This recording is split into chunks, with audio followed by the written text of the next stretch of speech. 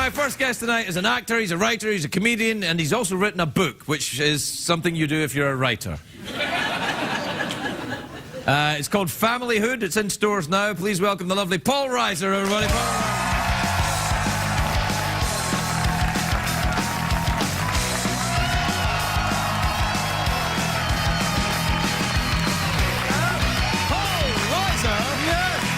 Now, may I just say something? First of all, nice to see you. It's lovely to see you too. And I'm watching what goes on before me. Yes. Backstage. The robot, the leprechauns, and the horse, and the rabbit. Yes. And I say this with great affection. This is one silly-ass show. Yeah. You knew that, right? Well, now, it's... In the best sense. I don't mean any negativity. No. I take it as a great compliment. Perhaps the most silly-ass of all shows. Yeah. Well, we don't have any money, but what we do have is a lot of people who are burnt out on LSD working here. I can see that. And it shows in the work. Well, yes, it does. Hey, this... What do you got? What? Look at that. Look at that. Oh, my gosh. You look great. I am so handsome. You look at you. You're like, were you wearing pants there? I don't need to.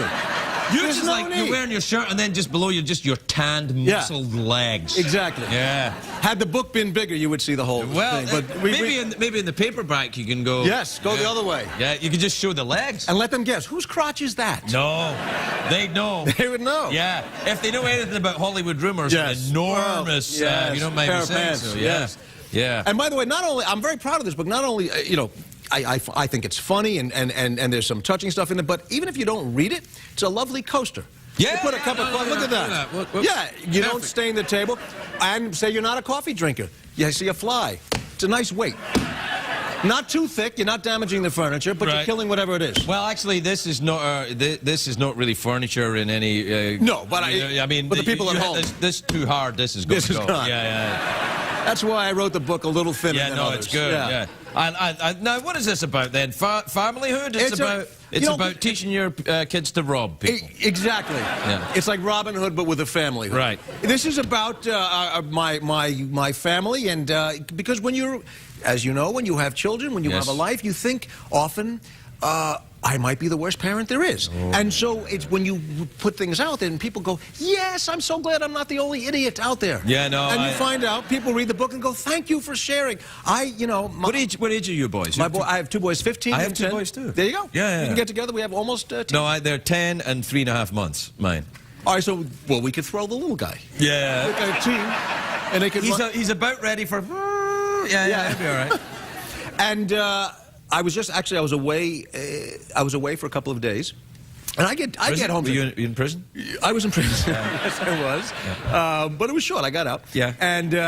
And I call home. I get there, and I miss them. I miss being. Of course. I asked my wife. I said, "Do the kids miss me?" She says, "They don't even know you're gone. I can't even get a goodbye. They're just playing this. Thank God we have the opposing thumbs, because this is why kangaroos, they don't have any kind of games and Xbox. No, they don't. But they don't need them though. They're hopping freely across the Australian outback there. They wouldn't be interested in an Xbox. We have become a nation, a society. There's just, how many games do you need? Before the invention of apps and things, were people hungering for leisure? No, masturbation. It was masturbation. Masturbation is how... When I was a kid, and that's how we did it. Yeah! That's how we did it. Doesn't seem right. Yeah. But I don't remember before the invention of little electronic games. I don't remember as a child going, "Oh, hurry up! I need Monopoly." Well, I need to put up a Scrabble board while I'm on the phone. We could just be on the phone, but no, we have to do 17 things. And most of that's the way the world is, man. It's changing, It's the way the robots on TV. The place is going crazy. Our days are numbered. No, I'm telling you. They've become self-aware. They don't need lounge entertainers like us anymore, my friend. It's important that you watch TV and do that, and then with your feet you're churning butter. You're always doing something. Always. Is churning butter, is that current? Churning butter, yeah. Do they still do that? A lot of the kids are churning butter these days, yeah. That's it. The churning, and by churning butter, do you mean something I actually meant butter. Oh, I see. I don't know if they're doing that. No. But it's very complicated now because the 10-year-old for me is much more difficult to deal with because there are real questions now. I like it when it's like, you know, the choice is, should we go to Chuck E. Cheese or the zoo? Yes. I can do that. Yes. But when it's things like emotions and stuff, and they're unfortunately they're very clever. They're very smart. My children are smart. They got their mother's brains, and I don't know what they got from me, but something. And I will try and. They will use our parenting tools back at me. Like my son wants me to play Xbox with him, and I'm not smart enough. I'm not good. Right. And he goes, Dad, and he sounds like a parent. I go, Dad, you're not trying. I don't see you putting in the effort. Because if you applied yourself, I hate when they do that. Yeah. So I said, well, that's a good point. You know, maybe I've been a little lazy, a little reticent. So I will try and we'll play his Xbox thing. And about 40 seconds in, he'll go, okay, you know what? Why don't you just watch me for a while? Yeah.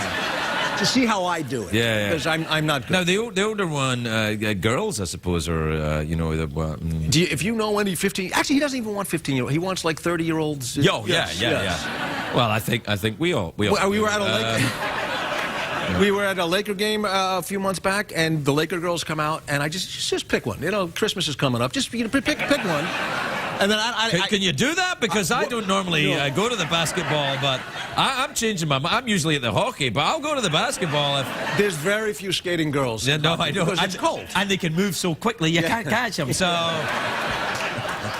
Yeah, so I have precious little advice to give him. He just... about women. Well, who gives anybody... I mean, like, a heterosexual man advising another heterosexual man about women, it doesn't make any sense. Well, yeah, but on the other... advising a gay man wouldn't work so well either, really. A gay man advising a heterosexual man about dress sense, or I mean that tends to work. You know, queer eye for a straight guy. There's something. Yes, there's something. I mean, to value. you look great. You obviously have a gay in your life somewhere. That's right. Yeah. This doesn't happen by accident, my friend. No, not at all. Well, there's a lot of work goes in, a lot of manpower goes into this. But you know what's interesting about the snaky mug that you have? I was at the zoo and they have it in the reptile cage, and there was a snake sipping out of a mug with your face on it. What? Yes. What? I was amazed. That's crazy. No. I'm very glad, finally, as a parent, I'm very glad there's a manual. It's all in there. And I'm going to be This will answer all your questions. I'm very, very, very And pleased. again, remember, you say you don't like the book? Boom, you swap it. It's a great swap. And also, if you buy the book, do you mind if I put it on a piece of paper and draw your legs in? Mind? I'd love it. I'll send you a photograph.